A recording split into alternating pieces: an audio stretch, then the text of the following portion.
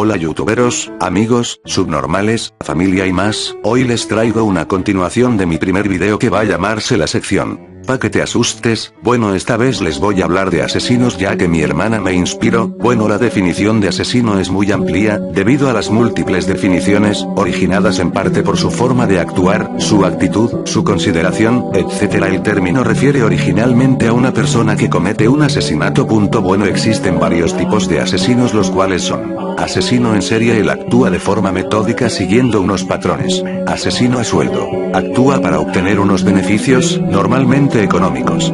También son llamados sicarios. Yakuza, asesino de la mafia japonesa, asesino predador o asesino a sangre fría, el más peligroso. Suele tener una doble vida, por el día vive normalmente, y por la noche actúa sin remordimientos. Puede matar muchas personas. Asesino en masa, actúa generalmente una sola vez, con el objetivo de acabar con una alta cantidad de personas y, la mayoría de las veces, con él mismo. Oye, a todo esto, ¿por qué estamos en una cueva? Ah, eso es por ponerle más suspenso al video, y aparte porque están remodelando el canal. Bueno, ¿y los demás? A eso, Hikaru Z siendo examinada por Rin Itsuna está remodelando.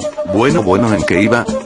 ¿En qué ibas a nombrar algunos? Bueno, empiezo con Jack el Destripador. Él es el más conocido de los alias que se le dieron a un asesino en serie no identificado que cometió varios crímenes en 1888, principalmente en el distrito de Whitechapel, en Londres, así como en las áreas empobrecidas de los alrededores. Con frecuencia, Jack el Destripador es descrito como un asesino inteligente, eficaz, burlón, astuto, frío y obsesionado por el asesinato. Los ataques que se le atribuyeron involucraban prostitutas de barrios pobres y tenían un modus operandi distintivo, que consistía en estrangulación, degollamiento y mutilación abdominal. La extracción de los órganos internos de al menos 3 de las víctimas llevó a pensar que el asesino tenía conocimientos anatómicos o quirúrgicos.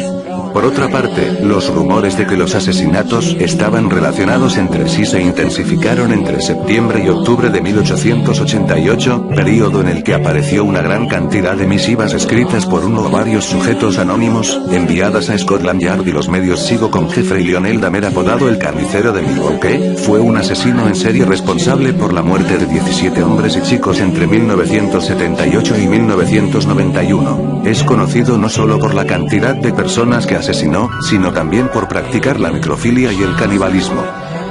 Con 10 años empezó a torturar a todo tipo de animales que cazaba en el bosque cercano a su casa. Una vez muertos coleccionaba sus huesos. Tenía en formol varios tipos de insectos. Dahmer comenzó a ser cada vez más introvertido, aunque realizaba algunas actividades en la secundaria, como trabajar en el periódico y jugar al tenis. Era considerado por sus compañeros como alguien raro, extravagante y que tenía problemas con el alcohol y la marihuana. Antes de cumplir 18 años sus padres se divorcian, y su padre vuelve a casarse meses después. Su padre y su nueva esposa lo convencen para ir a la universidad, y en otoño de 1978 ingresa en la Ohio State University, pero debido a sus problemas de alcohol la abandona en el siguiente semestre. En 1979 su padre lo convence para entrar al ejército y es enviado a Alemania, en donde permanece pocos años hasta que es dado de baja por su alcoholismo. Después de vivir un tiempo en Florida, vuelve a su casa en Ohio. En junio de 1978, cuando tenía 18 años, encontró a Steven X haciendo autostop, y lo llevó a su casa. Dahmer tenía la fantasía de recoger autoestopistas y acostarse con ellos. Una vez en su casa, se dio cuenta de que X le interesaba, y cuando este quiso irse, Dahmer no pudo soportarlo y lo golpeó en la cabeza para luego estrangularlo con una pesa. Luego lo desmembró y lo puso en bolsas de plástico, y las metió en su coche con intención de tirarlas por un barranco. A medio camino la policía lo detuvo por conducir demasiado a la izquierda. Le preguntaron por las bolsas que llevaba en el asiento trasero y Dahmer contestó que era basura. Le creyeron, y como pasó el test de alcoholemia, le pusieron una multa por conducir fuera de su carril y le dejaron ir. Volvió a su casa con los restos del cadáver y los llevó al sótano exceptuando la cabeza, con la cual subió al baño del segundo piso donde la lavó y la apoyó en el suelo para masturbarse. Posteriormente la volvió a llevar con el resto del cuerpo y guardó las partes del cadáver en una tubería de la casa. Después de abandonar la universidad y volver del ejército desenterró los restos, destruyó los huesos y los esparció en la maleza. Tras su primer asesinato se sintió culpable y asustado, intentó reprimir sus deseos sexuales homicidas acudiendo a la iglesia, dejando el alcohol y manteniéndose en estado de celibato. Vivió así un tiempo, lo que explica que pasarán casi 10 años hasta su siguiente crimen. En septiembre de 1987, conoció a Steven Toomey en un bar gay. Allí bebieron mucho y fueron a su habitación de hotel. Tamer no recuerda cómo lo asesinó, solo que cuando despertó a la mañana descubrió que estaba muerto. Para deshacerse del cadáver, compró una maleta, en la que lo metió, y lo llevó al sótano de la casa de su abuela. Allí tuvo sexo con el cadáver, lo desmembró y lo tiró a la basura. Se quedó con la cabeza, a la cual hirvió y blanqueó, para después exponerla como trofeo en su habitación. Algunos meses después conoció a su próxima víctima, Javier Doxtator. Doxtator era un joven de 14 años que rondaba las puertas de los bares para homosexuales en busca de alguien para tener relaciones. De esta forma también conoció a Richard Guerrero en marzo de 1988. Mientras era procesado por abuso de menores en 1989, Tamer conoció a Anthony Sears en un bar. Le ofreció dinero para sacarle unas fotografías y lo llevó a la casa de su abuela donde lo estranguló, tuvo sexo con su cadáver y lo desmembró. Él quería que sus amantes se quedaran en la casa y ante la negativa de estos los mataba.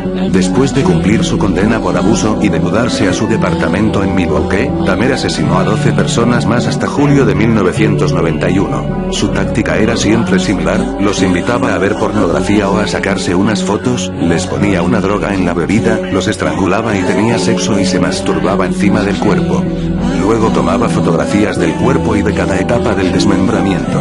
Solía utilizar ácidos para deshacer la carne y los huesos, pero solía conservar la cabeza y los genitales como trofeo. Otra de sus características era comerse parte de sus víctimas, le daba la sensación de que empezaban a formar parte de él. Yo empiezo con el asesino del Zodíaco. El asesino del Zodíaco fue un asesino en serie que actuó en el norte de California durante 10 meses desde finales de los años 1960. Él mismo eligió su nombre en una serie de cartas amenazantes que envió a la prensa hasta 1974. En sus misivas incluyó 4 criptogramas, de los cuales uno todavía no ha sido descifrado. El Zodíaco, como él mismo se denominaba, asesinó a 5 víctimas conocidas en Benicia, Vallejo, Lake Verges y San Francisco entre diciembre de 1968 y octubre de 1969. Las víctimas elegidas fueron 4 hombres y 3 mujeres de edades entre los 16 y los 29 años. A finales del 2003, el caso del Zodíaco tuvo un impactante descubrimiento, ya que las huellas de la famosa carta del Zodíaco no coincidían con las huellas de Arthur Leigh Allen, el sospechoso número 1 del caso, aunque todas las pistas indicaban que era él. La policía cerró el caso a mediados del 2004 y se reabrió por tercera vez en el 2007. La identidad del asesino sigue siendo una incógnita. El Departamento de Policía de San Francisco declaró la investigación inactiva en abril de 2004 y reabrió el caso en marzo de 2007. El 1 de agosto de 1969, 3 cartas escritas por Zodíaco llegaron a la redacción de Vallejo Times Herald, San Francisco Chronicle y San Francisco Examiner. En ellas, casi idénticas entre sí, él reconocía los 3 crímenes e incluía un criptograma de 360 caracteres que desvelaba su identidad. Zodíaco fue muy claro: o las cartas se publicaban en primera plana, o ese mismo fin de semana mataría a 12 personas. Los asesinatos, por suerte, no se llevaron a cabo, pero las cartas pudieron leerse en la primera plana de los periódicos. 3 días más tarde, otra carta llegó a la redacción de San Francisco Examiner. Querido editor, el Zodíaco al habla era el inicio de una carta escrita en respuesta al jefe Stiles de Vallejo, el cual pidió más detalles para probar que era el asesino de Faraday, Jensen y Ferrin. El 8 de agosto de 1969, una semana más tarde desde que se recibiera el criptograma, Don Olivetti y Arden, de Salinas, descifraron el criptograma de 408 símbolos. En él, no venía la identidad del asesino. La carta decía así: me gusta matar gente porque es mucho más divertido que matar animales salvajes en el bosque, porque el hombre es el animal más peligroso de todos. Matar algo es la experiencia más excitante. Es aún mejor que acostarse con una chica. Y la mejor parte es que cuando me muera voy a renacer en el paraíso y todos los que he matado serán mis súbditos. No daré mi nombre porque ustedes tratarán de retrasar o detener mi recolección de súbditos para mi vida en el más allá. Bueno, sigo con Armin Meiwes. Armin Meiwes es el denominado por los medios periodísticos caníbal de Rotemburgo, debido al asesinato y posterior descuartizamiento y canibalismo de una persona, con la que había contactado por internet, para satisfacer las fantasías de devorar y ser devorado. Armin Meiwes era un chico normal en la escuela, aunque algo retraído y apartado de sus compañeros. En su familia vivió las sucesivas separaciones de su madre y al final de su pubertad vivía solo con ella, sometido a una estricta disciplina. Estos antecedentes no son nuevos en la historia de los criminales más famosos del mundo, así comenzaron sus primeros contactos. Primero un cocinero ofreció a 2 de sus ayudantes para ser degustados. Armin habría tenido la oportunidad de matarlo y devorarlo. Sin embargo, ante las dudas de la víctima, lo dejó marchar.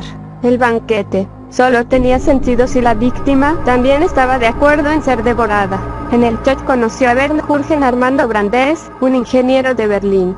Bernd se declaraba bisexual y la violencia y la tortura formaban parte de sus rituales sexuales cotidianos. Se citaron primero durante un fin de semana, donde pusieron a prueba sus instintos caníbales. Tras la despedida en la estación, Brandes lo pensó mejor y llamó a Meiwes para que los recogiese. Quería probar otra vez. Tras varias horas de conversación, Brandes quiso que el caníbal le amputase el pene. «Córtalo de una vez», dijo la víctima. Con gran cantidad de alcohol y medicamentos, ya no sentía dolor. Bernd ingirió sus propios genitales. Meiwes cortó el pene en 2 trozos y los cocinó para ambos. En cuanto a los motivos que llevaron a la víctima a ofrecerse, Armin manifestó que no entendía el sentimiento de felicidad que Bernd experimentaba. Meiwes asesinó posteriormente a su víctima en la mesa de descuartizar y grabó todo en cámara de vídeo. Descuartizó el cuerpo y conservó la carne, consumiéndola en los días posteriores. Los meses siguientes los pasó buscando nuevas víctimas. Esta actitud fue la que condujo a la policía a desenmascararlo. Un estudiante de Innsbruck denunció a Meiwes, que aseguraba en diversos foros haber probado la carne humana. En el recuento de respuestas se registraron varios centenares de víctimas, dispuestas a dejarse devorar por un caníbal. La policía lo arrestó un año después del asesinato. Bueno, eso sería todo, nos vemos.